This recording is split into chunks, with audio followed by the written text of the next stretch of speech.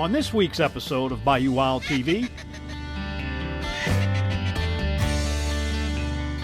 an upland bird hunter enjoys her inaugural South Louisiana teal season.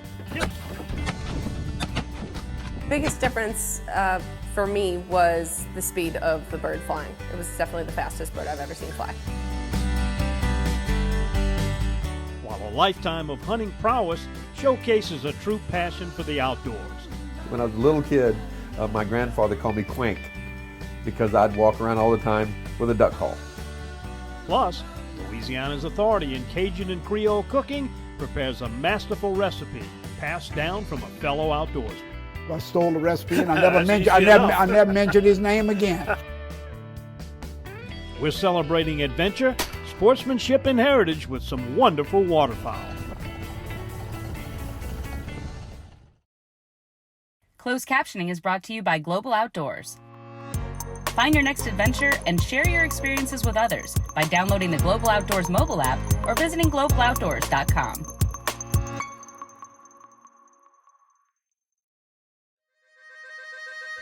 Every day, we strive to preserve traditions that have spanned generations. Around every turn of the bayou, Mother Nature reveals unique people, places, and experiences. And the bounty of animals and fish.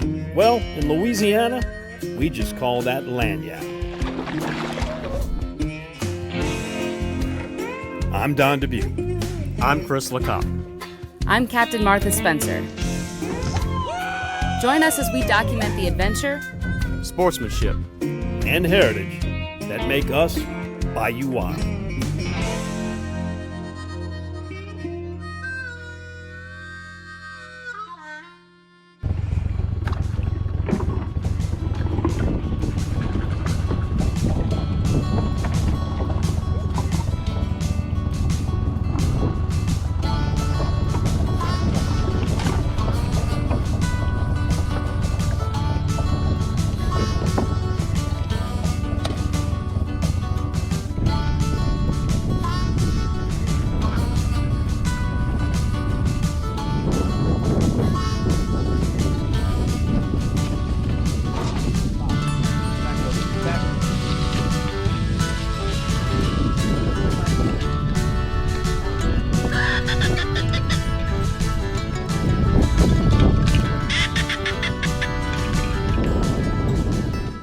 We're down here at Cajun Fishing Adventures. It is opening weekend of teal season and we are bringing a newbie out to the marsh. What it actually reminded me of was going fly fishing for the first time in the Everglades. Like seeing how thick and deep everything is, and you don't know what's around the next corner, you don't know how thin the canal is going to be, you don't really know what's around the next corner. So that part was really fun. If you ever come hunting with Ryan Lambert and his crew, you will notice that it is a well-oiled machine most of the time. It really takes people that know what they're doing, and you definitely feel safe with them. But we were fortunate today that the weather was very comfortable for our ride out. Nobody got rained on, nobody got cold. So it's a bit of an adventure. You have to get up a little earlier than you think you do when you're on a location. Most places with an outfitter might send you out later, but to get to breakfast on time, get in one boat, get to another boat, and then get set up, it does take some time.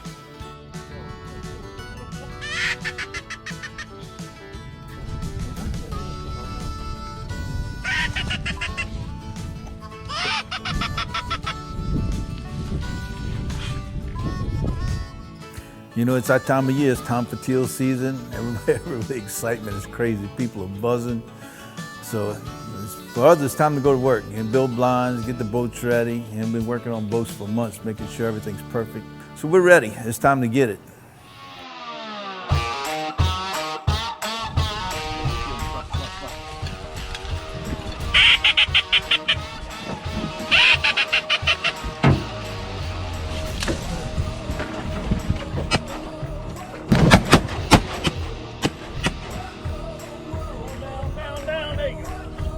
Boom!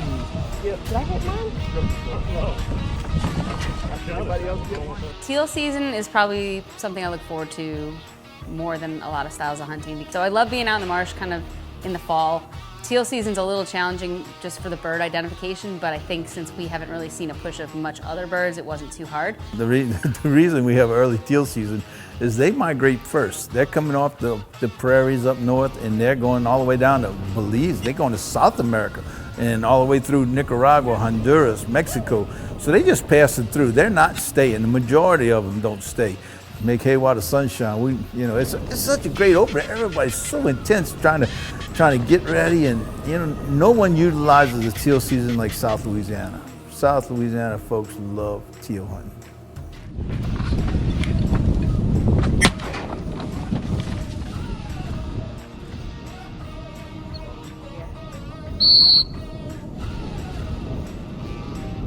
Started the season yesterday. We killed 130 birds. Today we got a storm coming in. It's blowing 35 out the northwest, and they're not going to stop in the decoys in deep water either. They know they can't feed, so you have to either set up on dry ground in the duck potatoes, or just shoot passing by birds. That's your two choices.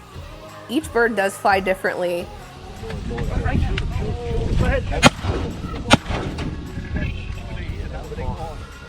I think by the end of the morning, I was figuring it out. The teal, their wings are constantly flapping, and they're super fast. Shooting!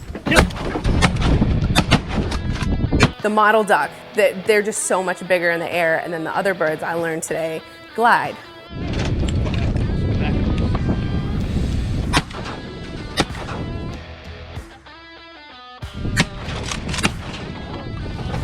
I most enjoyed taking my friend hunting because she's shown me her style of hunting upland, which I really had never done before, and it was cool to introduce her to a different style of bird hunting.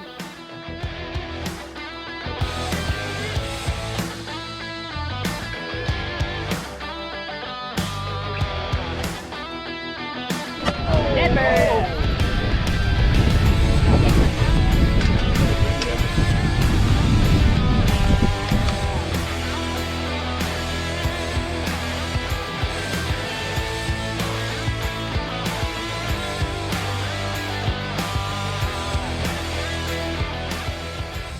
It's so different though, like having the dog stay next to you instead of having to watch what they're doing. So it was kind of nice to not have to worry about where the dog was while I was shooting.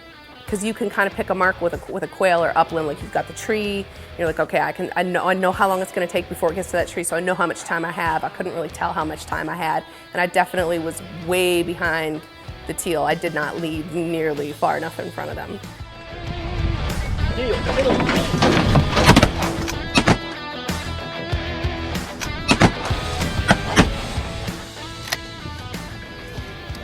I get a lot of rookie hunters, but that's how you start.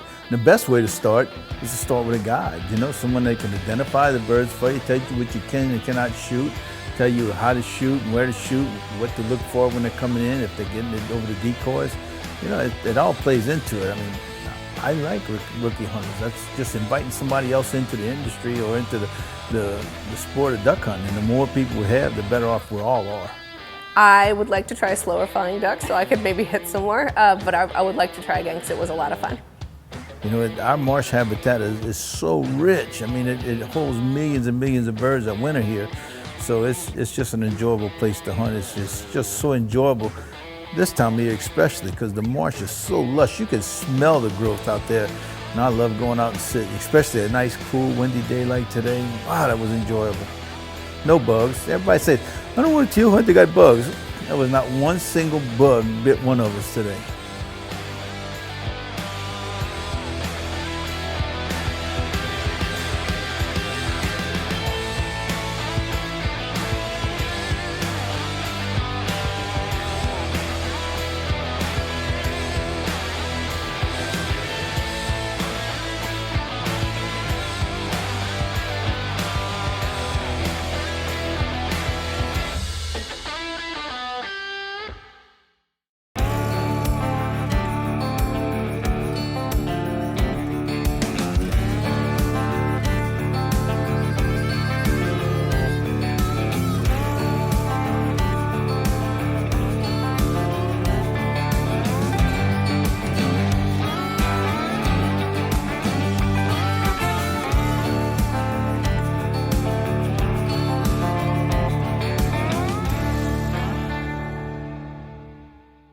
In 1967, Dutch Stogner realized his dream to run his own meat market. 50 years and 3 generations later, Double D and the Stogner family still operate with Dutch's original commitment to quality. Pick up some Double D sausage today and share your good times with us on Facebook.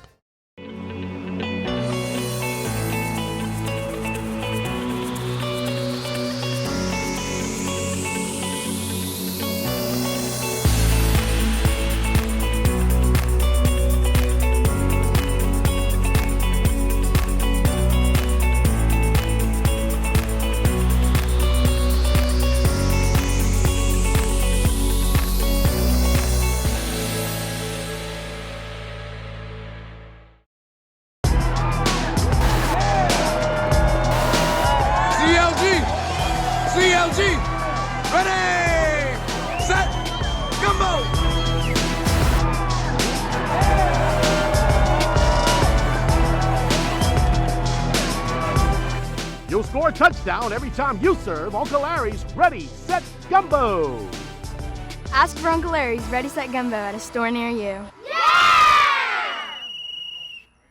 Delta Marina is Plaquemines Parish fishing one-stop. Get live bait, fuel, ice, tackle, and marine supplies. Then launch into the world's most productive saltwater fishing. Return to the fishing cleaning station, relax in first-class cabins overlooking the bayou, all in Delta Marina's safety video-monitored parking lot. Need a fishing charter guide? Delta Marina can hook you up. Cook your catch in your kitchenette or dine in the upstairs restaurant. Visit Delta Marina for a day or a week. Stop in just off Highway 11 down Rosemarie Drive in Empire. Visit thedeltamarina.com.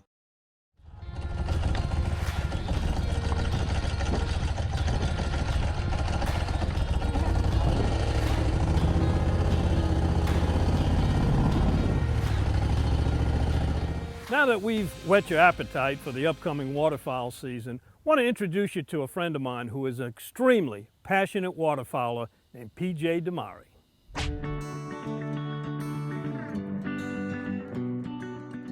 I've been hunting since I was 6 years old, and I developed a passion for spending time with family, and that's really when you got to spend the best time with your dad and your uncles, when they weren't occupied with work and they weren't occupied with other things. They're out at the camp, and you learned how to do projects and you built blinds, and so those things, it was that I think what ignited that passion. But I mean, when I was a little kid, my grandfather called me Quank because I'd walk around all the time with a duck call and blow on it, and so I guess I always loved duck hunting. But in the 80s, somewhere in the 80s, I walked into a taxidermy shop in Mandeville with a taxidermist named David Luke.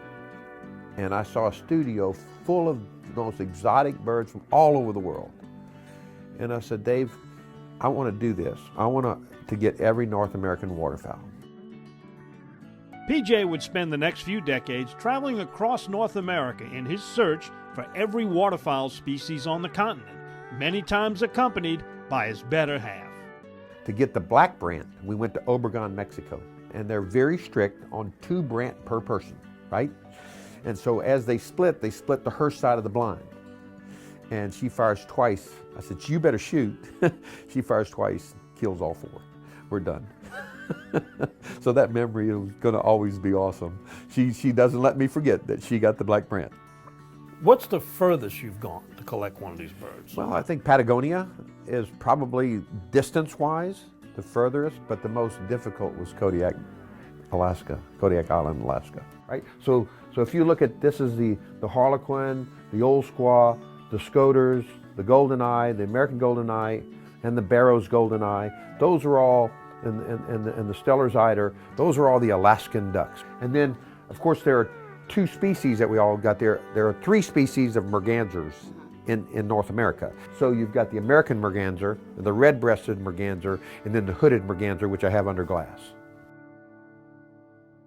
This impressive accumulation of waterfowl represents the dedication a hunter has to the sport. Each bird of the collection holds its own unique story.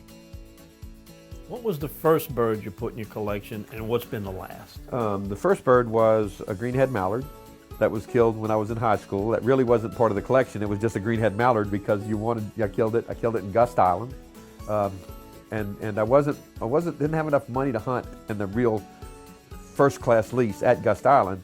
So as a young man, the guys that had the lease didn't want to walk in the swamp. And all that Marquesa swamp on the west side of Lake Pontchartrain was full of mallards, thousands. I killed that big greenhead mallard, and that's the bird that was the first bird that I mounted. Show me the most difficult bird, not necessarily to find, but what's the smartest bird out here? The one, I mean, it might be something we shoot in Louisiana. Something tells me it might be. It is. So which one? It is. Can I guess? Yes. Do you think it's a teal? No. Okay. Wood duck? No, the speckled-bellied goose. Okay. What makes the speckled-bellied goose the most difficult bird to shoot? Well, a speckled-belly is I would make the analogy of speckled-belly hunting to turkey hunting. Okay. Right? They're smart. They're smart. They're really smart. You have to be well hidden. You have to be a very good caller. As they get older, they molt and they get more speckles on their breast. So kind of like a 10-point buck or a 12-point buck, the more speckles they have on their breast, then the more mature that bird is. I've got another goose here that is a cross between a Canada goose and a speckled-belly goose. And then I have another goose that is a speckled-belly that had brain damage when it was very young. We don't know how young, but it created a white spot on top of his head where the feathers came out, and it became a white tuft on the top of his head. And that goose never formed the stripes and bars that a normal white-fronted speckled-belly goose does. Probably the most unique bird in this whole collection was killed south of the border in Mexico. It's a pheasant that is a half male, half female. It is colored both male and female, right? And so a naturally occurring hermaphrodite.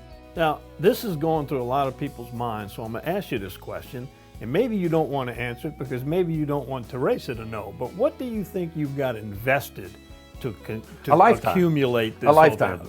You can't put a dollar amount on it because there's no way to determine that. It's a lifetime.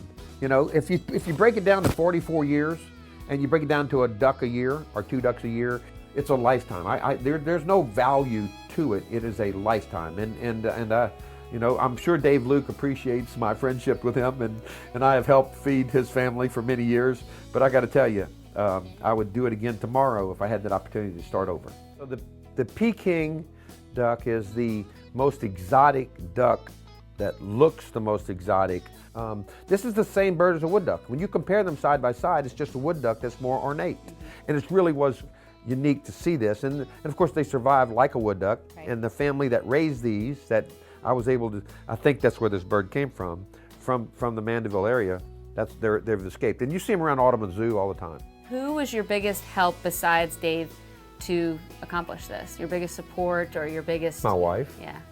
Yeah, she was part of this, and I laugh all the time. She rolls her eyes when I say that she was a part of all this happening because she's only killed like 4 of the birds in the room. Okay, right. But she raised the kids. She took care of the house. She allowed me to go do all this. She never discouraged me. She stayed behind me, and came many times to the camp and was part of the environment. So, what is the future of this legacy? What's going to happen to these birds when PJ's gone to hunt on the great beyond? What happens to this collection? So that's a great question, and it's being debated in the home. You know, it's like one of those strange inheritances. It's been toyed around to create an exhibit at the Audubon Zoo and actually put it in an exhibit. And I've allocated some dollars in my life insurance policies to do that. One of my sons has expressed an interest of creating a museum and putting them in. But we're still haven't figured that out yet. But if the hammer dropped tomorrow, I think the possibility of it going to the Audubon Zoo, you know, that's my wishes. But it'd be a strange inheritance. What do you do with this?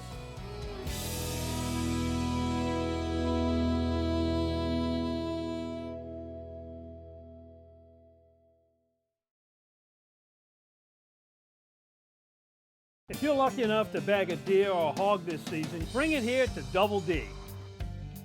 Double D processes hogs and exotic game and guarantees your product is always the meat you brought to Double D.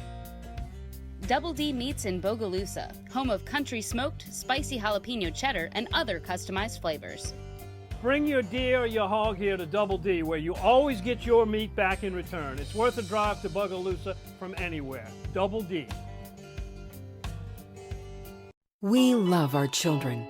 We protect them. We guide them. We prepare them for life in the world. With all that we do, from deep in our hearts, we cannot control all things. Life-threatening illnesses and disabilities affect far too many of our children each year. While we cannot change the circumstance, we can make dreams come true. Dreams to provide hope, to provide spiritual healing and strength, to provide moments of happiness and relief in the hardest of times. We can give a glimmer of light and hope in a time of darkness and despair. Join huntofalifetime.org to help make dreams come true, to provide hope for children with life-threatening illnesses and disabilities. Hunt of a Lifetime is a nonprofit organization fulfilling dreams for hunting and fishing trips to youth 21 and under with life-threatening illnesses and disabilities. Visit huntofalifetime.org to learn how you can make a difference. Add the taste of Louisiana to your next meal. If you like creamy, bold, tangy, or spicy, bring home the taste of Louisiana with sauces from Louisiana fish fry products.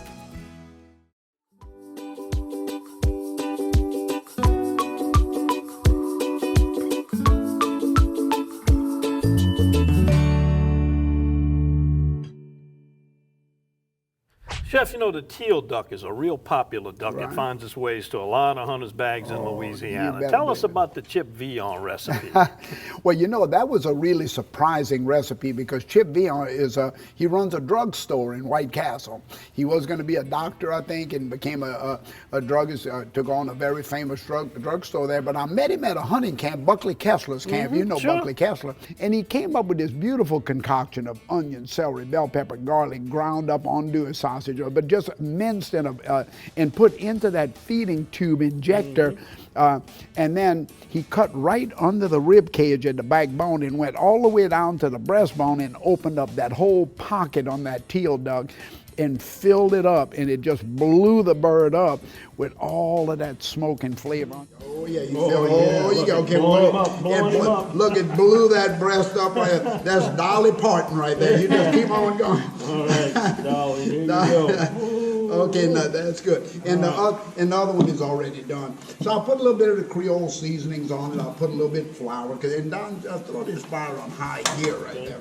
Okay, just get that done. Now I'm gonna just kind of always put a little flour on it like that. And again, you can put more of your own. So when you went to saute it, it browned nicely, and of course the seasoning started to come out with the heat. Breast side down, right in the bottom of that cast iron, just to go ahead and brown that duck beautifully like that. And then I'm gonna add more seasonings and a little bit of that stock that I made with some bones of a game, that's a game stock. And I'll just cover the ducks right up until I see the backbone, 375-degree oven, and we'll look at them in a minute. Breast down, right? Breast down, always breast down to brown and breast down to roast. But when we went into pot roasting, after we had browned them and seasoned them, that flavor inside that bird was not only incredible, but the residue that came out from all of those flavors into the stew was incredible. Did you offer him a job? I didn't offer him a job. I stole the recipe, and I never mentioned his name again.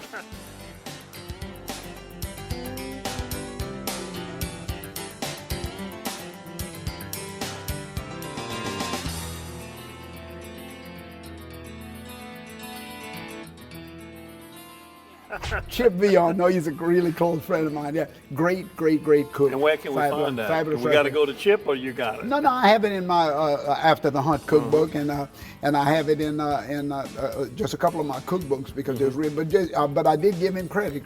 Chip Villon's stuffed teal duck. Stolen by Chef John Folse. Absolutely, and made better. It's a great recipe. Thank you, Chip.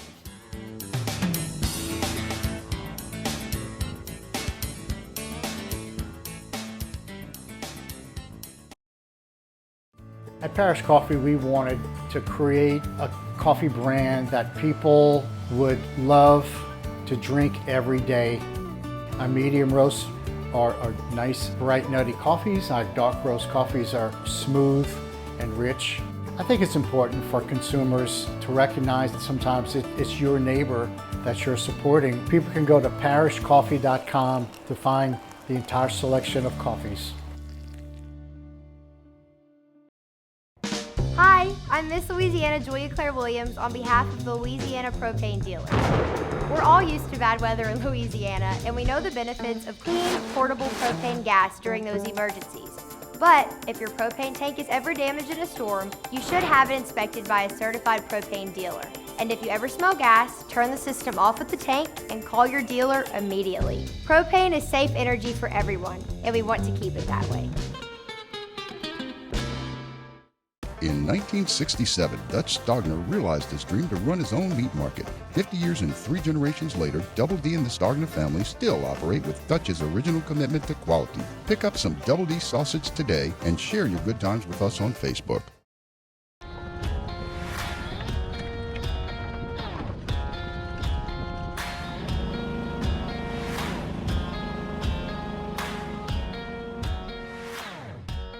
In Louisiana, the September teal season is just an appetizer to a longer, cooler winter duck season.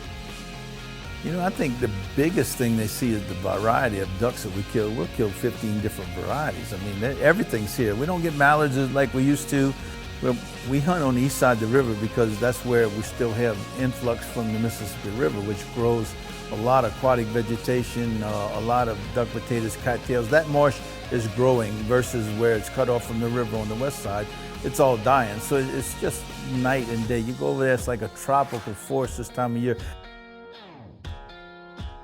We look forward to more hunts in the South Louisiana marsh, where next time we'll learn what it takes to maintain healthy feeding grounds for wintering waterfowl.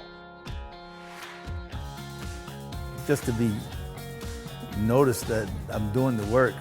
But the reason I do it is so that those first-time hunters like Laney, after I'm dead and gone, I'm building more habitat, I'm building land, I'm building marsh. And, you know, after guiding for 43 years and watching it dissipate every single year, to find a way and learn to make it grow because I watched it and I learned how Mother Nature did it. It's really nice to go out and enjoy the marsh and kind of soak it all in. I think that every duck hunter appreciates the beauty of it down here. It's beautiful because instead of staring at the water this time, I could actually look around. It's really different when you're staring at the water trying to sight fish, and now I could actually kind of take a break and look around and appreciate the scenery more. You know, the secret is this, we have pre-existing diversions and that's what makes it, but being recognized for what I've been doing is very humbling. Conservation is the key to preserving the adventure, sportsmanship, and heritage of our Bayou Wild home.